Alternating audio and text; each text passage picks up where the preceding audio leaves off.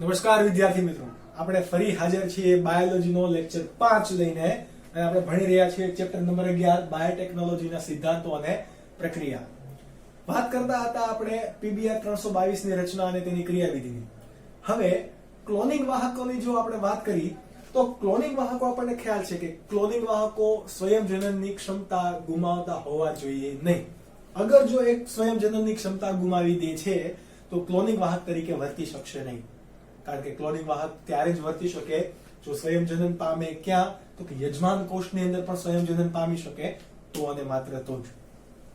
હવે સપોઝ કે આપણી પાસે યજમાન તરીકે વનસ્પતિ અથવા પ્રાણી છે, તો એક ક્લોનિંગ વાહક તરીકે કોણ યુઝ થાય? અથવા તો ક્લોનિંગ વાહકને આપણે યજમાન એટલે કે વનસ્પતિ કે પ્રાણીની અંદર દાખલ કરવું છે તો વાહક તરીકે કોણ યુઝ થાય એ આપણો સવાલ છે. તો સવાલ અહીંયા જે મેં રીતે ટાઇટલ આપે છે કે વનસ્પતિ અને પ્રાણીઓમાં ક્લોનિંગ જનીન માટેના વાહકો વર્ણવો. કોના માટેના વાહકો છે? ક્લોનિંગ જનીનના વાહકો છે. ઓકે, તો પેલો આપણે એક લઈએ તો કે વનસ્પતિની અંદર. કોની અંદર? વનસ્પતિની અંદર ક્લોનિંગ જનીનના વાહકો માટે કોણ વર્તે? તો એ છે એગ્રો બેક્ટેરિયમ ટ્યુમી ફેસિયન્સ. હવે તમને એમ થાય કે સર આ એગ્રોબેક્ટેરિયમ ટ્યુમિફેસિયન્સ નું કામ શું છે? તો સામાન્ય રીતે એ કેન્સર પ્રેરક છે. કેવું છે? કેન્સર. તો હવે તમને એવો પણ સવાલ થાય કે સર વનસ્પતિને cancer, how is that possible? તો કેન્સર એ બીજું કંઈ નથી. કેન્સર એટલે કે કોષો તેની વિભાજન પામવાની ક્ષમતાને ડબલ કરી દે, અથવા તો જે કોષો સ્થાયી છે અને એ અચાનક ફરીથી શું કરે? વિભાજન પામવાનું જે નિયંત્રણ છે એ ગુમાવી દે અને સતત વિભાજન પામ્યા જ રાખે, તો એ ભાગે શું થઈ જાય? ગાંઠ થઈ જાય. ઓકે, તો આ રોગ જે છે એને આપણે શું કહીએ છીએ? કેન્સર. અથવા તો કોષોનો ગાંઠ થવી અથવા તો કોષોના સતત વિભાજનને કારણે જે આ ગાંઠ ફેલાય એને શું કહેવાય? કેન્સર. હવે આ ગાંઠ ફેલાવવા માટે અથવા તો કોષોની અનિયમિત વૃદ્ધિ કરવા માટે પણ જવાબદાર કોણ હોય? કોઈ ચોક્કસ પ્રકારનું જનીન. એ જનીનને આપણે અહીંયા કહીએ ટીઆઈ પ્લાઝમિડ. શું કહીએ? TI plasmid. હવે સપોઝ કે આ કોઈ ડીએનએ નો ટુકડો છે, એની અંદર આ ભાગ, સપોઝ આ ભાગ શું છે? ગાંઠ પ્રેરક છે. એ જે જનીન છે એ જનીનનું કાર્ય શું છે? ગાંઠ ફેલાવવી. અને ગાંઠ ક્યારે ફેલાવશે? એ અનિયમિત વૃદ્ધિ કરશે તો. કારણ કે એ વિભાજન પામવાની ક્ષમતા બંધ થવી જોઈએ નહીં, સતત વિભાજન પામવું જોઈએ. જેવી રીતે સ્વયંજનન થાય છે, સ્વયંજનન પણ સતત વિભાજન થયા જ રાખે છે. સ્વયંજનન બંધ થતું નથી. હા, એક વસ્તુ તમારે ખાસ એ પણ યાદ રાખવાની કે સ્વયંજનન કેટલું થવું એનું પણ નિયંત્રણ કોણ કરશે? સ્વયંજનનની ઉત્પત્તિ સ્થાન. ઓકે, આ ગાંઠ પ્રેરક જનીન છે. આ કોઈ આખું આપણું જનીન હતું, ચલો માની લીધું. એમાંથી ગાંઠ પ્રેરક જનીન. હવે એનું શું કરવાનું? તો કે જે ગાંઠ ફેલાવવા માટે જે જવાબદાર ભાગ છે એગ્રોબેક્ટેરિયમ ટ્યુમિફેસિયન્સના આનુવંશિક દ્રવ્ય અથવા ડીએનએ નો જે ભાગ છે, એટલા ભાગને આપણે શું કરી દીધું? ત્યાં રિમૂવ કરી દીધું. શું કરી દીધું? રિમૂવ. હવે રિમૂવ કરી દીધું તો હવે આ કોષનો જે ડીએનએ છે એ કોઈ અન્ય સજીવની અંદર દાખલ થશે અથવા વનસ્પતિની અંદર દાખલ થશે તો ત્યાં ગાંઠ ફેલાવશે? તો કે નહીં. પરંતુ આનું કામ શું હતું? એગ્રોબેક્ટેરિયમ ટ્યુમિફેસિયન્સના પ્લાઝમિડનું કામ શું હતું? તો કે સતત ને સતત શું કરવું? સ્વયંજનન પામવું અથવા તો ગાંઠ ફેલાવવી. હવે ગાંઠ ફેલાવવાનો જે ભાગ છે એને આપણે શું કરી દઈએ છીએ? દૂર કરી દઈએ છીએ. એના બદલે આપણે ઈચ્છિત લક્ષણો વાળો ડીએનએ નો ટુકડો ત્યાં શું કરીએ છીએ? એડ કરીએ. તો શું થશે? આ ઈચ્છિત ડીએનએ વાળો જે ટુકડો છે એ કોનામાં ફેલાશે? તો કે વનસ્પતિની અંદર. તમને એવો પ્રશ્ન પણ થાય કે કેવી રીતે સર ફેલાય? તો કે આ એગ્રોબેક્ટેરિયમ ટ્યુમિફેસિયન્સ છે એનું કામ શું છે મુખ્યત્વે? તો કે દ્વિદળી વનસ્પતિ માં એ શું કરે? ગાંઠ પ્રેરે. આ કોમન છે. તો કે એનું જેવી રીતે આપણું કામ હોય વિદ્યાર્થી તરીકે ભણવાનું, ઓકે, આપણા પપ્પાનું કામ હોય તો કે આપણા પરિવારને સાચવવાનું અને કમાવાનું, એવી રીતે એગ્રોબેક્ટેરિયમ ટ્યુમેફેસિયન્સ નું કામ શું છે? દ્વિદળીમાં જાઓ અને ગાંઠ ફેલાવો, વાત ખતમ. પરંતુ એ ગાંઠ કોણ ફેલાવે છે? એ જનીન દ્રવ્યનો, એના પ્લાઝમિડનો ચોક્કસ ભાગ કે જેને આપણે ટીઆઈ પ્લાઝમિડ વડે દર્શાવ્યું, એને એ ગાંઠ પ્રેરક વાળો જે ભાગ છે, જે ગાંઠ પ્રેરવા માટે જવાબદાર છે, એને આપણે દૂર કરી દીધું. કોઈ ઈચ્છિત લક્ષણો વાળો ડીએનએ નો ટુકડો આવી ગયો એટલે આ જોડાઈ ગયું. તો આ કોણ આપણું બની ગયું હવે? ક્લોનિંગ વાહક અથવા તો ક્લોનિંગ જનીન જે આપણો આ આખો બન્યો એને બીજું પણ શું કહી શકાય? રિકોમ્બિનન્ટ ડીએનએ પણ કહી શકાય. આ ક્લોનિંગ વાહક છે એ હવે દ્વિદળી વનસ્પતિમાં જાય અથવા તો એગ્રોબેક્ટેરિયમ ટ્યુમેફેસિયન્સ નો આ નવું બનેલું ક્લોનિંગ વાહક દ્વિદળી વનસ્પતિમાં જશે તો ત્યાં શું થાય? ગાંઠ પ્રેરાશે. ગાંઠ પ્રેરાય નહીં. કેમ નહીં પ્રેરાય? તો કે આપણે અહીંયા શું કર્યું? ગાંઠ કરવા માટે જે જવાબદાર ભાગ હતો એને આપણે દૂર કરી દીધો. એના બદલે હવે શું ફેલાશે? તો કે ઈચ્છિત લક્ષણો વાળો ટુકડો છે એ શું થાય? ફેલાય અને એ ત્યાં અભિવ્યક્ત થાય. તો વનસ્પતિની અંદર જો આપણે કોઈ ક્લોનિંગ જનીન દાખલ કરવું હોય તો આપણે કોનો યુઝ કરશું? હંમેશા એગ્રોબેક્ટેરિયમ ટ્યુમેફેસિયન્સ. આ વાતને તમને નીટમાં પણ વિવિધ રીતે સવાલમાં ફેરવીને પૂછશે. વિધાન કારણ તરીકે પણ પૂછે, સાચું ખોટું તરીકે પણ પૂછે. જે રીતે ખરા ખોટા ટી એફટી વાળા જે સવાલ છે એની અંદર પણ પૂછી શકે. વાત કરીએ આપણે બીજી પ્રાણીની. તો નીટના લેક્ચર નંબર 4 ની અંદર આપણે વાત કરી હતી કે પ્રાણીની અંદર જો કોઈ પણ ઘટકને દાખલ કરવો છે તો એના માટે વાહક તરીકે કોણ હંમેશા વપરાશે? રીટ્રોવાયરસ. કોણ વપરાશે? રીટ્રોવાયરસ. આ રીટ્રોવાયરસ પણ કેવો છે? કેન્સર પ્રેરક. એટલે સેમ ટુ સેમ જે આપણે અહીંયા સમજાવ્યું, સેમ ટુ સેમ અહીંયા એ પણ શું કરે? કેન્સર પ્રેરક. એનો જે કેન્સર પ્રેરક જનીન અથવા તો રીટ્રોવાયરસનો એવો કોઈ ભાગ કે જે કેન્સર પ્રેરવા માટે જવાબદાર છે. કેન્સર એટલે કે કોષોની અનિયમિત વૃદ્ધિ થવી. આ અનિયમિત વૃદ્ધિ કરવા માટેનો જે ભાગ છે એને આપણે શું કરી દઈશું? આવી રીતે રિમૂવ કરી દઈએ અને ઈચ્છિત લક્ષણોવાળા ડીએનએ ના ટુકડાને શું કરીએ? ત્યાં એડ કરીએ. અને જો આ રીટ્રોવાયરસ પ્રાણીને અસર કરે છે તો ત્યાં શું થશે? અથવા તો આપણે પ્રેરિત કૃત્રિમ રીતે આપણે આ રીટ્રોવાયરસને જેની અંદર ઈચ્છિત લક્ષણોવાળો ડીએનએ નો ટુકડો આપણે એડ કરેલો છે એવા વાયરસને આપણે પ્રાણીની ઇન્ફેક્શનમાં લાવીએ છીએ અથવા તો ટચમાં લાવીએ છીએ અથવા આપણે એને ઇન્ફેક્ટેડ કરીએ છીએ તો શું થશે? ઈચ્છિત ડીએનએ વાળો જનીનનો ટુકડો એ પ્રાણીના દરેક કોષની અંદર ફેલાશે. અને જો આ રીતે આપણે વનસ્પતિ કે પ્રાણીમાં કરવા માટે સક્ષમ છીએ તો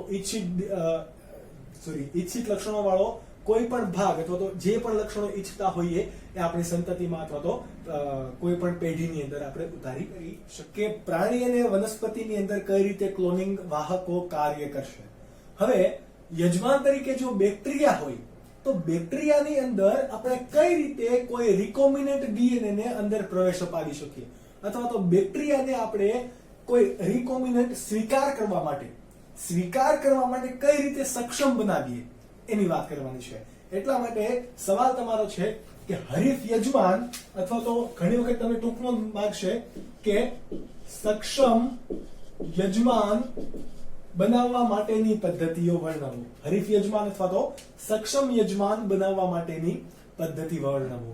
સક્ષમ યજમાન એટલે ઇન શોર્ટ થશે શું કે તમને કોઈ કંઈક આપે છે પરંતુ એ તમે લેવા માટે તૈયાર છો કે નથી, એટલે એ માટે તમે કેપેબલ છો, સક્ષમ છો કે નહીં. તમે યજમાન છો ને, તો એ માટે તમે સક્ષમ નથી તો સક્ષમ કઈ રીતે બનશો એની વાત કરવાની છે, એના માટેની પદ્ધતિની વાત કરવાની છે. તમને બીજો સવાલ પૂછશે કે રિકોમ્બિનન્ટ ડીએનએ નું બેક્ટેરિયાના કોષમાં પ્રવેશ કરવા માટેની વિવિધ પદ્ધતિ વર્ણવો. આપણે આ સવાલની અંદર એનસીઆરટી, ગુજરાત બોર્ડ અને નીટની બધી જ વાત કરીશું. તમને એનસીઆરટી ની અંદર ફક્ત ને ફક્ત 4 પદ્ધતિ આપેલી છે, પરંતુ આપણે એના સિવાયની પદ્ધતિની પણ વાત કરીશું કારણ કે આ lecture NEET plus Gujarat board એ પ્રકારનો રહેશે. ઓકે, તો હવે આપણે વાત કરીએ તો ખ્યાલ છે આપણને કે બેક્ટેરિયાની અંદર દાખલ કરવું હોય તો બેક્ટેરિયાનું કોષરસ પટલ અથવા તો એની કોષરસ પટલ શાનું બનેલું હોય? ફોસ્ફોલિપિડનું. અને ફોસ્ફોલિપિડ, લિપિડ એટલે કે કોણ? ચરબી. કોણ? ચરબી. ચલો, લિપિડ કેવી હોય? સ્વભાવે પાણી પ્રત્યે આકર્ષાશે કે નહીં આકર્ષાય? પાણી પ્રત્યે આકર્ષાશે નહીં. એટલા માટે લિપિડ કેવું છે? જલ વિતરાગી. જ્યારે આપણે ડીએનએ ની વાત કરીએ તો ડીએનએ પાણીની અંદર અથવા આલ્કોહોલની અંદર દ્રાવ્ય છે તો કે હા, તો એ કેવું હશે? જલાનુરાગી. કેવું હશે? જલાનુરાગી. હવે સપોઝ કે આ તમારે કોઈક હા ચલો આ તમારું બેક્ટેરિયા છે. બેક્ટેરિયાની અંદર તમારે રિકોમ્બિનન્ટ ડીએનએ, આ કોણ છે તમારું? Recombinant DNA. એને દાખલ કરાવવો છે, ઓટોમેટિક જશે? તો કે નહીં જાય. કેમ?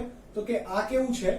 જલાનુરાગી. અને એનું કોષરસ પટલ કેવું છે? જલ વિતરાગી. એ અંદર પ્રવેશ કરવા દેશે નહીં. ત્યાં શું છે? અવરોધ. પરંતુ આપણે ત્યાં દાખલ કરવું છે તો શું કરી શકીએ? તો એના માટેની વિવિધ પદ્ધતિની આપણે વાત. પહેલી જોઈએ કેલ્શિયમ સારવાર. કેલ્શિયમ સારવાર કોને આપીશું? તો કે આપણે બેક્ટેરિયાને. કોને? બેક્ટેરિયાને. બેક્ટેરિયાને કેલ્શિયમ વડે જો ટ્રીટમેન્ટ આપવામાં આવે તો શું થશે? બેક્ટેરિયા ની છિદ્રતામાં શું થાય?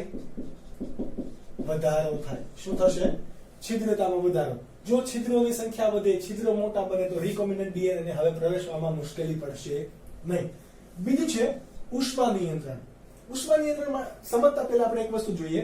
આપણે ઘરમાં બરફી, પેંડા કે કોઈ પણ મીઠાઈ હોય એને આપણે સૌપ્રથમ જમાવવા માટે માનો કે ફ્રીઝરમાં મૂકીએ છીએ, ઘરના ફ્રીજમાં મૂકીએ છીએ. હવે એને તમે બહાર કાઢી મૂકો, રૂમ ટેમ્પરેચર ઉપર 3-4 કલાક રાખો. શું થશે? આપણે એને તળપદા શબ્દોમાં કહીએ એહેરી જવું, અથવા તો પોચું પડી જવું, ઢીલું પડી જવું આપણે કહીએ. ઓકે, પેંડા હોય એકદમ મસ્ત, તમે થાબડી પેંડા બનાવેલા છે અને જમાવવા માટે તમે રૂમ ટેમ્પરેચર ઉપર મૂકો છો. હવે એને તમે ફરીથી ફ્રીજમાં ઠંડા થવા માટે મૂકી દો છો. અથવા તો કોઈ તરબૂચ છે, ચલો તરબૂચ પણ છે અને તમે ફ્રીજમાં મૂક્યું છે, બહાર રાખો છો, તો શું થશે? ટેમ્પરેચર અલગ અલગ થશે એટલે એ કેવું પડી જશે? પોચું પડી જશે. એનો એ જ કોન્સેપ્ટ આપણે અહીંયા યુઝ કરીશું ઉષ્મા નિયંત્રણમાં. તો કે ઉષ્મા નિયંત્રણને આપણે શું કરીશું? તો કે જે આપણો યજમાન કોષ છે, યજમાન કોષને આપણે પહેલા શું કરવાનું? તો કે એને ઠંડા બરફયુક્ત માધ્યમમાં રાખ્યું. આપણે પહેલા શું કર્યું? ઠંડા બરફયુક્ત માધ્યમમાં મૂક્યું. હવે જ્યારે એકદમ ઠંડુ થઈ જાય તો એની કોષ દિવાલની અંદર બોન્ડ ટાઈટ થઈ જાય, બધા થીજી જાય, પછી એને શું કરવાનું? તો કે બીજું સ્ટેપ આપણે કરશું, 40°C તાપમાને લઈ આવવાનું સીધું. એટલે કે ઠંડા માધ્યમમાં મૂકેલું હતું ત્યાંથી ક્યાં લઈ આવ્યા? ગરમ માધ્યમની અંદર. 40°C એટલે આપણે સુરતનું અથવા તો ગુજરાતનું એવરેજ ઉનાળાનું ટેમ્પરેચર, રૂમ ટેમ્પરેચર જેટલું થઈ જાય. ઓકે, 40°C ઉપર લઈ આવીએ છીએ એટલે ત્યાં શું થશે? બેક્ટેરિયાની જે આ કોષ દિવાલ છે એ કેવી પડી જશે? લૂઝ પડી જશે. અને જો લૂઝ પડી જાય તો હવે રિકોમ્બિનન્ટ ડીએનએ ને આપણે એન્ટર કરવું કેવું છે? ઈઝી. ચલો રિકોમ્બિનન્ટ ડીએનએ ને એન્ટર કરી દીધું. ફરીથી એને શું કરવું પડશે? એ જે ઢીલું પડી ગયેલું છે એને શું કરવાનું? ફરીથી આપણે ટાઈટ કરવા છે. એટલે ફરીથી આપણે ક્યાં મૂકશું? ઠંડા બરફયુક્ત માધ્યમમાં મૂકી દઈએ તો આ રીતે એનું આપણે કલ્ચર કરી શકીએ. ઓકે, તો આ પદ્ધતિનું નામ હતું ઉષ્મા નિયંત્રણ. ત્યારબાદ છે સૂક્ષ્મ અંતઃક્ષેપણ. અંતઃક્ષેપણ એટલે કે ઇન્જેક્શન. અંતઃક્ષેપણ એટલે થાય ઇન્જેક્શન. સૂક્ષ્મ અંતઃક્ષેપણ એટલે કે માઇક્રો ઇન્જેક્શન. શું થશે? Micro injection. હવે માઇક્રો ઇન્જેક્શન તરીકે કોણ કોણ વર્તે? હું તમને બે નામ આપી દઉં. માઇક્રો પીપેટ અને બીજું હોય ગ્લાસ નીડલ. તમારી માઇક્રો પીપેટ છે જે તમે કેમિસ્ટ્રી લેબની અંદર યુઝ કરતા હશો એ માઇક્રો પીપેટ નથી, પરંતુ તમારે 0.5 ml અથવા તો 0.1 ml જેટલું તમારે કોઈ લિક્વિડ અથવા તો કોઈ હોર્મોન્સ કે કોઈ પણ સોલ્યુશન્સ તમારે લેવું છે તો તમે કોનો યુઝ કરશો? માઇક્રો પીપેટનો. અને બીજું છે ગ્લાસ નીડલ. આપણે જે નીડલ યુઝ કરીએ છીએ મોસ્ટલી સ્ટેનલેસ સ્ટીલ હોય છે અથવા તો સિન્થેટિક ફાઈબરની હોય છે, પરંતુ એના બદલે આપણે કોનો યુઝ કરશું? ગ્લાસ નીડલ, કે જે એકદમ કેવી હશે? સૂક્ષ્મ. એને આપણે આ ઇન્જેક્શન, માનો કે આ માઇક્રો પીપેટ છે. ઓકે, માઇક્રો પીપેટ થી શું કરવાનું? આ માઇક્રો પીપેટ અથવા તો માઇક્રો ઇન્જેક્શન ની અંદર સીધું આપણે રિકોમ્બિનન્ટ ડીએનએ લીધેલું છે. આ રિકોમ્બિનન્ટ ડીએનએ ની જે નીડલ છે એ ક્યાં દાખલ કરી દેવાની? સીધી બેક્ટેરિયાની અંદર.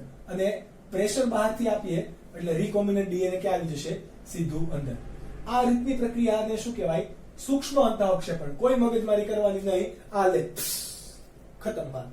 ઓકે, પછી છે ચોથું જે પ્રાક્ષેપિકી અથવા તો જનીન સ્ફોટ.